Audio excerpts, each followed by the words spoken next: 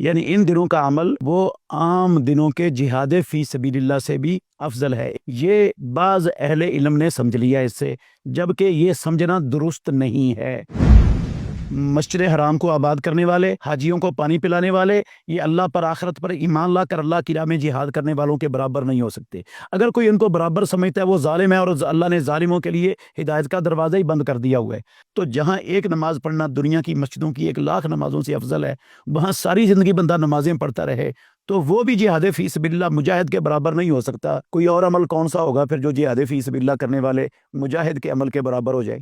ذو الحجہ کے پہلے 10 دن ان کی عظمت اور شان کے بارے میں یہ معروف حدیث ہر زبان پر عام چلتی ہے کہ رسول مکرم صلی اللہ علیہ وسلم نے فرمایا، ما من ایام العمل الصالح فیہن احب الی اللہ من هذه الایام العشر قالوا ولا الجہاد فی سبیل اللہ قال ولا الجہاد فی سبیل اللہ الا رجل خرج بنفسہ ومالہ فلم یرجع من ذلک بشیء، کہ دنوں میں، سال کے دنوں میں کوئی دن ایسا نہیں جس دن کا کیا ہوا نیک عمل اللہ رب العالمین کو ان 10 دنوں کے کیے ہوئے نیک عمل سے زیادہ پیارا اور محبوب ہو۔ لوگوں نے کہا اللہ کے نبی جہاد فی سبیل اللہ بھی نہیں؟ آپ نے فرمایا جہاد فی سبیل اللہ بھی نہیں، مگر وہ بندہ جو اپنا مال اور جان لے کر نکلا اور کچھ بھی لے کر نہ آیا، وہ عام دنوں میں ہو یا ان دنوں میں ہو، وہ ہر دن میں ایک برابر ہے۔ اس حدیث کے متعلق ایک غلط فہمی اور ایک شبہ کا ازالہ صرف کرنا چاہتا ہوں، وہ یہ ہے کہ بہت سے اہل علم انہوں نے اس حدیث سے یہ سمجھ لیا ہے کہ عشرہ ذو الحجہ میں کیا ہوا کوئی بھی عمل وہ سال کے باقی اعمال کے ساتھ ساتھ جہاد فی سبیل اللہ سے بھی افضل عمل ہو جاتا ہے۔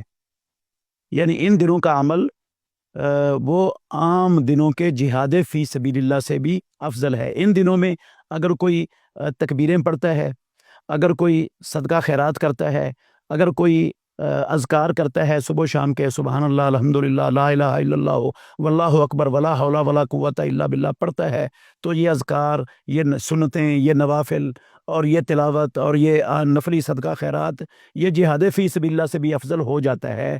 یہ بعض اہل علم نے سمجھ لیا اس سے، جبکہ یہ سمجھنا درست نہیں ہے۔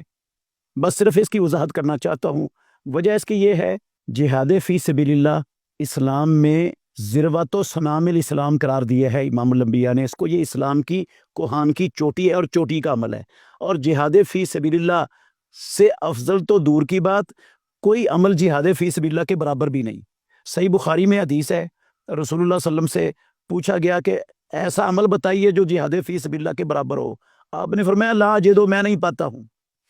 مسلم شریف کی حدیث میں لفظ ہیں، سائل نے دوسری مرتبہ پھر تیسری مرتبہ بھی یہ پوچھا، آپ نے ہر مرتبہ کہا لا اجدو، میں نہیں پاتا ہوں۔ تو پھر اصرار کرنے پر آپ نے یہ بتایا کہ مجاہد فی سبیل اللہ کی مثال ایسی ہے جیسے کوئی بندہ مجاہد اپنے گھر سے نکلے اور وہ بھی اپنے گھر سے نکلے اور اپنی مسجد میں آ جائے اور نماز میں قیام ہی کرتا رہے، اکتائے ہی نہ، اور رودے ہی رکھتا رہے، ناگا ہی نہ کرے۔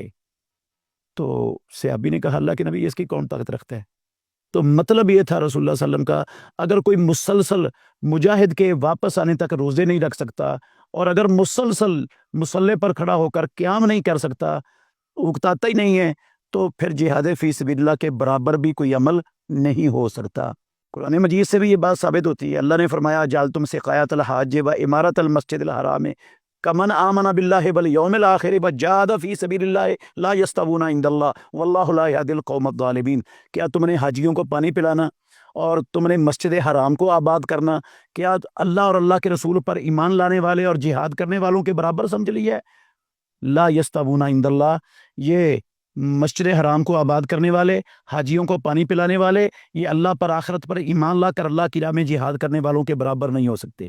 اگر کوئی ان کو برابر سمجھتا ہے وہ ظالم ہے، اور اللہ نے ظالموں کے لیے ہدایت کا دروازہ ہی بند کر دیا ہوا ہے۔ اب مسجد حرام کو آباد کرنے میں 5 وقت کی نماز بھی آتی ہے، جو وہاں ایک نماز پڑھنا دنیا کی ہر مسجد سے 1,00,000 نماز پڑھی ہوئی نمازوں سے افضل ہے۔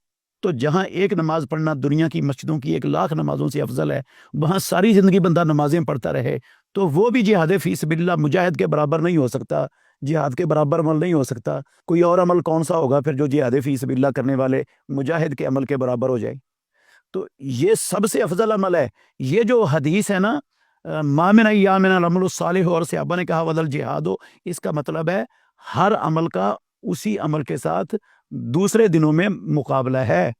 مطلب اس کا یہ ہے کہ ان دنوں کا جہاد عام دنوں کے جہاد سے افضل ہے، یہ مطلب ہے۔ عام دنوں کا جہاد ان دنوں کے جہاد کے برابر نہیں، عام دنوں کے نوافل ان دنوں کے نوافل کے برابر نہیں، عام دنوں کے فرائض ان دنوں کے فرائض کے برابر نہیں، عام دنوں کی تلاوت ان دنوں کی تلاوت کے برابر نہیں، عام دنوں کا صدقہ خیرات ان دنوں کے صدقہ خیرات کے برابر نہیں، عام دنوں کے جو اعمال ہیں وہ ان دنوں کے اعمال کے برابر نہیں۔ ان عملوں میں جہاد فی سبیل اللہ بھی ہے۔ صحابہ نے یہ سوال اس لیے کیا، وہ سمجھتے تھے جہاد فی سبیل اللہ جیسا تو عمل ہے ہی کوئی نہیں، اسلام میں سب سے بڑا عمل ہے۔ تو آپ نے فرمایا سب سے بڑا عمل ضرور ہے، لیکن عام دنوں کی بنسبت ان دنوں کا جہاد بھی، وہ عام دنوں کی جہاد بھی اللہ کو ان دنوں کے جہاد سے زیادہ پیارا نہیں ہے۔ آپ دیکھیں نا، غور کریں، کیا ان 10 دنوں کے نوافل عام دنوں کی فرضی نمازوں سے اللہ کو زیادہ پیارے ہو سکتے ہیں؟ کوئی بھی اس کا قائل نہیں ہے دنیا میں۔ کیا ان دنوں کے ذکر و اذکار عام دنوں کی فرضی نمازوں سے اللہ کو زیادہ پیارے ہو سکتے ہیں؟ کبھی بھی نہیں ہو سکتا۔ کیا ان دنوں کے نفلی روزے رمضان المبارک کے فردی روزوں سے اللہ کو زیادہ پیارے ہو سکتے ہیں؟ کبھی بھی نہیں ہو سکتا۔ وہ فرضوں کا فرضوں سے مقابلہ ہے، نفلوں کا نفلوں سے مقابلہ ہے، ہر عبادت کا اسی عبادت سے مقابلہ ہے۔ اس کا مطلب یہ ہے کہ کوئی بھی عبادت ان دنوں کی وہ عام دنوں کی بنسبت وہ اللہ کو زیادہ پیاری اور محبوب ہے۔